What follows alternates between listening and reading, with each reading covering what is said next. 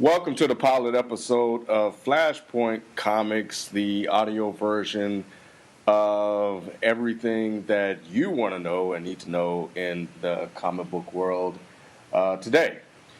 I am your host, one of the hosts, Kenneth B. Inge, and on the line with me is TJ, who is the founder of Flashpoint Comics, which you can find at flashpointcomics.com. Also, make sure you go to their YouTube channel and watch the 5-minute reviews. Where you know what, TJ? Why don't you kind of tell us what you're doing with the YouTube channel?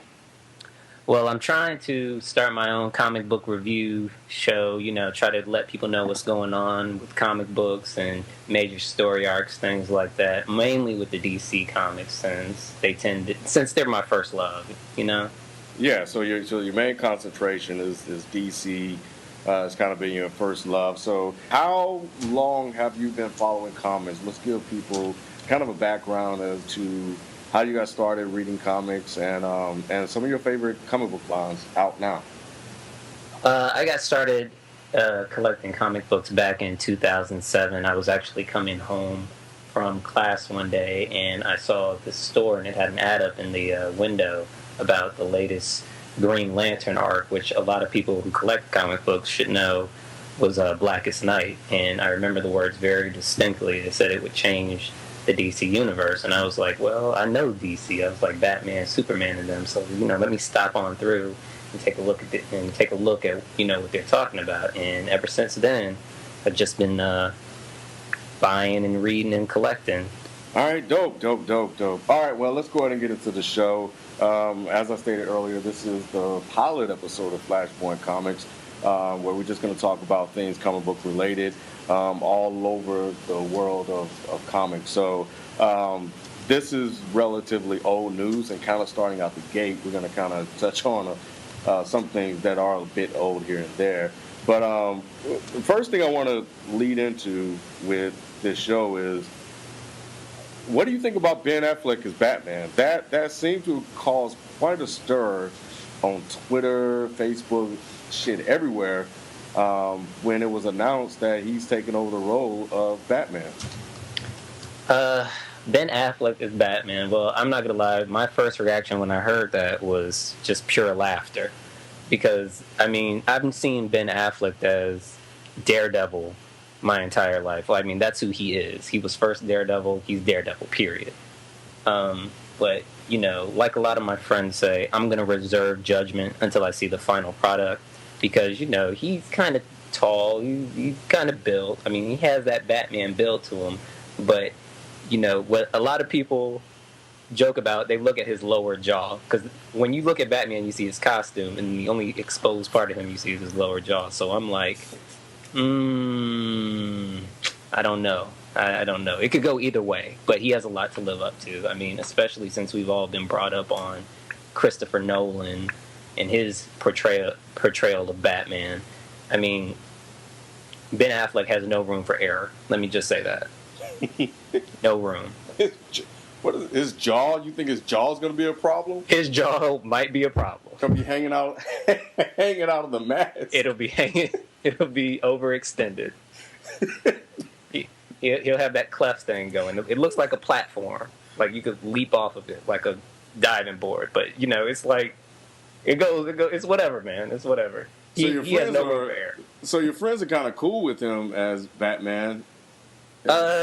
Yeah, with them it's more like he can do Batman. It's just he cannot mess it up. He has to do his research, is what they're saying. Oh. Like if he doesn't do his research, he will totally screw the character up. So is it still the same person writing the Batman stories? Are we just losing Christopher? Now, from what I've researched, Christopher Nolan does have a little bit of designer input into it, but Zack Snyder, the guy who did the Man of Steel movies, he's doing the Batman Superman movie. So if his Man of Steel movie is going to be, if this Batman movie is anything going to be like the Man of Steel movie, then it might be all right. It might be all right as long as they don't destroy too many buildings. It might be all right. Okay, so All right, so let me try to make sure I understand what's going on. So, the Dark Knight series just ended, right? There are no more of those. No more of those. Nothing that had. Christian Bale said he's not being Batman anymore, and Christopher Nolan says he's done with the Dark Knight trilogy. Period. Okay, so to do the Batman Superman movie, they needed somebody to replace Christian Bale, Yes. and the best person they can come up with or find was Ben Affleck. That's exactly what I was saying. What I've been saying the past couple of months now is this was the best they could come up with. But I mean, Ben Affleck's portrayal of Matt Murdock in the Daredevil movies was not too bad. So that's why I'm giving him a little bit of room per se to pursue this Batman thing, because if you go back and look at Daredevil, like the opening scene from Daredevil when he was up in the rafters in the bar and all you could really see was his red eyes. Now, if he goes that far with Batman, he could probably pull it off. But like I said, he needs to do the same amount of research he did for Daredevil, because if he does not, like, I think it's a rule in acting, if you don't commit yourself fully to the research of a character, you will screw it into the ground. So, what do you think? How do you think the people will react when the movie drops? I think people will like it. I mean, Zack Snyder hasn't led me astray yet on anything. Yeah, because you like that crappy Superman movie. I guess that's why. I was satisfied with it. It wasn't that crappy. I was satisfied with it. I was like, okay, you dropped a okay Superman movie. You destroyed one too many buildings. Metropolis was all but gone at the end of the movie. But I was satisfied with it. All right. So when is the movie supposed to drop? It's supposed to come out 2015. Last I checked. Okay. All right. Well, that's plenty of time for him to do his research. What do you think the story arc is about? Well, revealed anything? If I had to guess, I would probably say it's Superman and Batman's first encounter. If you read Justice League issue number 2 of the current New 52, read Justice League number 2, you see that first encounter between Batman and Superman, and Batman literally goes through his entire utility belt to try to stop Superman, and Superman's just walking through it like your belt is like damn near empty. According to my X-ray vision, your belt is almost empty. And I mean, not even Green Lantern could stop him. So my thing is, it's going to be Batman and Superman's first meeting. Bruce Wayne owns part of the Daily Planet anyway, so they may throw that into the mix somehow. Or they may have Lois Lane try to interview Bruce Wayne, and they become involved, and Clark Kent finds out about it, and he probably just goes off the deep end and goes looking for Batman, or like they do in all the animated versions of their encounters, Batman's like interrogating someone and Superman finds out about it and he's like, we don't do that in my city, and Batman's like, I don't care if it is your city. I mean, that was always the thing about Batman. He didn't care about Superman. Superman is the strongest person in the universe, he says, but Batman's the one that runs things. That's the thing. That's common comic book knowledge. Batman is the brain. Superman is the muscle. Period. It's like you owning a pit bull, and you point at someone and say, "Get him." That's exactly what the pit bull does. Got it. So they may play to their, like a buddy cop movie. Like you've seen the Lethal Weapon movies, right? Oh, okay. It might be something like that. Because, Zack Snyder did the Lethal Weapon movies, so... Okay, so, Lethal Weapon, not Tango and Cash. Got it. What did you think of Wolverine? The Wolverine... Okay. The Wolverine was good. I just wish they would have done... Like I keep saying with all the X-Men movies, I wish they would have stuck to the source material, especially with the Silver Samurai. I did not need to see Iron Man with a samurai sword trying to kill Wolverine. Okay, I wanted to see Silver Samurai in his silver armor legitimately try to go toe to toe with Wolverine. Now, one thing that I saw that really irked me was Wolverine with a samurai sword, and my first impression was, what does he need a samurai sword for when he has claws? What could he possibly be doing with that? I mean, could you imagine that action figure? A child would be beyond confused with what to do. I mean, I just wanted to see them put Wolverine in his yellow and blue outfit like he was in when Jim Lee was drawing him, or his brown and tan outfit at least. I needed to see Wolverine with a mask, like they always portray him in the comic books. Stick to the source material. Yeah, because now that you mentioned that, has he done any movies in a mask? Any of the Wolverine stories in a mask? Actually, no. That's what fans really want to see. I mean, we got Cyclops, who was kind of accurate, yes. We got Storm with Halle Berry. She did a great job with that. And her Storm outfit really didn't matter. But when the first X-Men movie dropped and you heard Wolverine was in it, the first thing you expected to see was that yellow and blue outfit that Jim Lee designed for him back in the 90s. Yeah. You wanted to see, I know every X-Men fan knows this, you wanted to see Wolverine, Jubilee, Rogue, and all the 90s cast. Wolverine, Rogue, Gambit, Beast, just the whole shebang. I mean, anything else you really didn't care about. You didn't care who the villain was. Magneto, okay. I mean, when you hear X-Men, the first thing that pops in your head is not Professor Xavier. It is not Magneto. The first thing you think of is Wolverine. Yeah, you do. Easily one of the most popular characters out of the whole X-Men clique is Wolverine. So, yeah. You know what? I thought the movie was... I walked in expecting to be disappointed.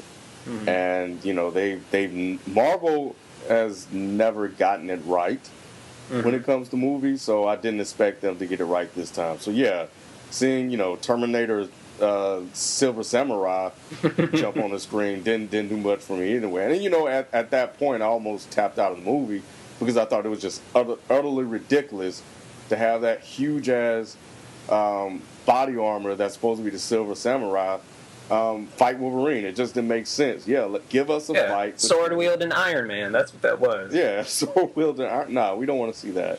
So, no. Yeah. I mean, if that was the case, I would have just paid for Iron Man 4. Exactly. You kind of did. I mean, that's exactly what I thought for a minute. And I like the whole, they played to his Japanese girlfriend, which is supposed to be his wife. I was like, okay, they put her in there. I'll give them some points for that. But as soon as I saw that big hulking samurai helmet wearing Terminator, I was like, no. If I'd have worked at Marvel, somebody would have lost their job Monday morning. Yeah, you know, it's like somebody needs to be in that boardroom. They need that one black guy. They do. In the boardroom to tell them no. Exactly, and it needs to be me, because as soon as they'd have brought me the concept art, I'd have been like, take it back. Take it back. Bring me one of the comic books immediately. Yeah, well, it was better than the first one. I think there were improvements. That's true, but the thing is this. Another friend of mine brought this up. He said, you know, they try to play to the realism of things. Like they try to, like the costumes from the first X-Men, they were all leathery and tactical looking. They were trying to take the costumes and put them in a real world setting. I don't care how much of a real world setting we have or they're using. If Wolverine is not wearing those yellow spandex, it's not going to make any money. I mean, it just looked god awful.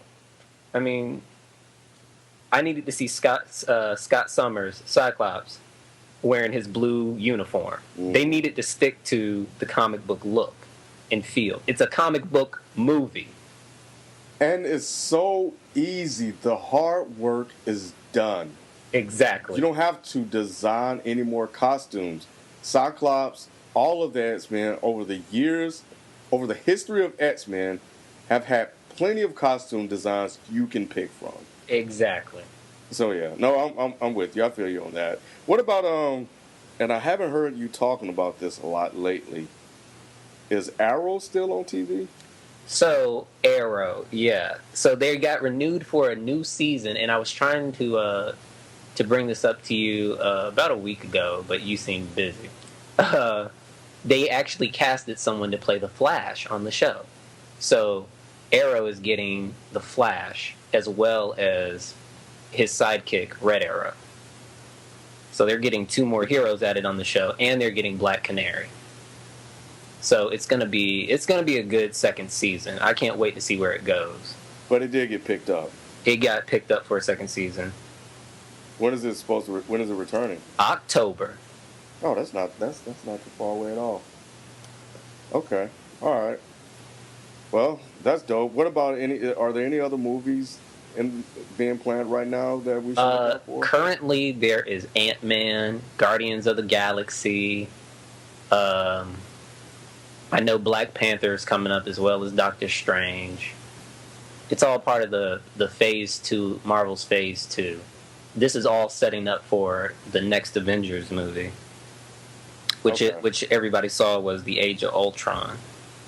Right. So they're getting two new Avengers along with the original cast because Robert Downey Jr. said he signed on for like 5 more Marvel movies.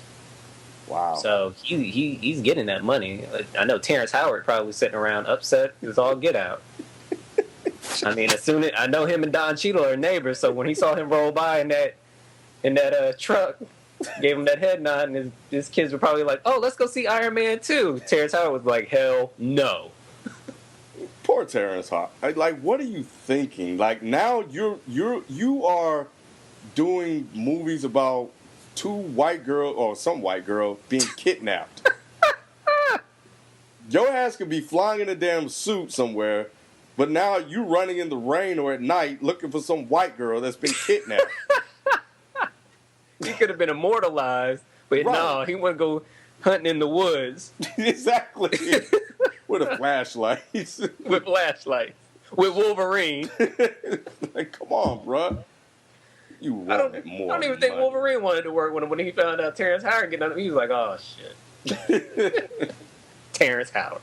Is he gonna ask for more money for this movie? Yeah. Oh my God. Such a loser. Yeah. I mean, if he would have just been patient, he was about to get picked up, but no, he was like, "No, I want the same amount of money Robert's being paid." And it's like we only saw Rhodey in the first Iron Man a total of 4, maybe 5 times. He picked him up in the desert. He saw him at the hangar. He checked on him at his house. He said, "Go get me a damn cheeseburger." Exactly. I think that's what pissed him off. Get me a cheeseburger. That's exactly what happened. He didn't want to And then he thought it gay in front of all his friends. Talk about what was that fella's name at Mardi Gras? You remember his name? Was it Ivan? No. About the cross-dressing girl at Mardi Gras. No, I don't remember her name. It was funny, but people out there listening, go check out that scene and watch Terrence Howard's face. That's why he catches an attitude with Tony Stark in that hangar. Talk about you need to get your mind right. That's why Tony laughed in his face. He was like, "Yep, you are totally getting kicked off this film." So what's going on in comics now? What's the main story arc? And let's start with Marvel first. Okay, so with Marvel, currently right now they're actually just finishing up one of their latest storylines, which was the Age of Ultron. Basically, Ultron, after Tony, Hank Pym, pretty much most of the Avengers, most of the technical Avengers had already shut him down. They put him away, locked him away. But, just like classic comic books, no villain or hero stays gone for too long. Ultron comes back online and goes ham on every single superhero on the planet. He takes on everybody and pretty much flattens the entire superhero community. But no spoilers, but somebody steps up and just takes it to Ultron extra hard. But right now, what they're doing, the latest one that's up right now is all about Thanos, and it's called Infinity. Now, I haven't dug too deep into it, but my prediction so far is it has something to do with the Infinity Gauntlet and the Infinity Gems. Now, the Infinity Gauntlet, as most people know, is an Asgardian tool. You know, it stays up in Asgard, and Odin's, you know, safe along with the with Mjolnir and all that stuff. So, the Infinity Gauntlet controls soul, space, time, just all these different effects it can do. If in Thanos' hands, he's like invincible with it. So basically, I think what this arc is doing, and you know, it spans over a bunch of different titles. I think most of the cosmic powered superheroes are going to end up battling him. When I say cosmic powered, I mean people like the Phoenix, the Nova Corps, the New Warriors, Guardians of the Galaxy, Iron Man. You know, all the super powered heroes. None of the street level people get involved. When I say street level, I mean people like Luke Cage, Spider-Man, Daredevil. So I'm really looking forward to reading it, but I'm kind of scared because I know something drastic is going to happen at the end. Like somebody will end up getting killed doing something stupid, like Daredevil trying to fight Thanos by himself or something. Ben Affleck already messing up with that relay. I know. Relay baton. I know. Like I control space and time, and you gonna hit me with a stick? Get out of here. What about DC? What's happening over there? Well, DC is just finishing up the Trinity War, which was a big all-out fight between the Justice League Dark, the Justice League of America, and Superman's, you know, Justice League. I mean, like, even the start of this arc was really good. Because, you know, the Justice League was already in trouble with the government for, you know, having their own superpowered, quote-unquote, army. So how it starts out, without giving too much away, you know, the Justice League interferes in an international event, right? Because, you know, people around the world, their thoughts are superheroes stick to America. You know, they don't go outside of America to help people. The Justice League was actually trying to fix that. So Superman and Wonder Woman went undercover to another nation to stop a hostage situation. Superman was like, you know, YOLO, and started fighting all the terrorists. Batman and Cyborg show up like, yo, we can't be doing that because the government was going to handle it in the first place. And, you know, Superman, you know, Batman is already, you know, kind of uneasy around Wonder Woman anyway, because I want everybody out there to think about something for a minute when it comes to Wonder Woman. How many bad guys does Wonder Woman have? Not a lot, right? Yeah, it's not many. Now, the reason she doesn't is because she kills them all. Superman and Batman don't kill their villains. That's why Batman is uneasy around Wonder Woman, because he doesn't have a contingency for her. So if Wonder Woman was to go rogue, no one could really stop her, except for Superman. Superman is Batman's contingency. But that's something Batman told Superman to have in the back of his mind. He's like, I know you wouldn't flip, but Wonder Woman needs to be under a microscope for a while. But the Trinity War, you know, that's how it breaks out. You know, they get caught doing, you know, trying to interfere in an American hostage saving situation. And then Colonel Steve Trevor, who is one of Wonder Woman's former flames, is the head of the Justice League of America. Amanda Waller goes ahead and gives them the green light. Now, the Justice League of America is comprised of heroes who can counteract members of Superman's Justice League. So they're made up of Martian Manhunter, Vibe, Green Arrow, Colonel Steve Trevor. They have their own personal Green Lantern, and they have Hawkman. And they have the Atom. So all of them are loyal to the government. So basically, the government has some dirt on them. That's the only reason why they work for the government. And they're like, from what I read recently, they're about to get Deathstroke on their team. And you know, Deathstroke doesn't do teams. I mean, this is a guy in his first issue who killed off his entire team after the mission was over, just because he thought they would be competition later. So I'm wondering how that's going to play out. And it was already a wild card putting Catwoman on the team too, because she flip flops a lot. So that's why I like Justice League of America a little bit, because you never really know the motives of the members of the group. Justice League Dark, on the other hand, these are all characters with spiritual and magical powers. People like Deadman, John Constantine, Zatanna, people like that. People who have, like I said earlier, magical powers. The reason they get involved is because of these two characters named Pandora and Phantom Stranger. Now, Pandora sounds just like the woman from the box, with Pandora's box, the reason pain exists in the world. That's pretty much who she is.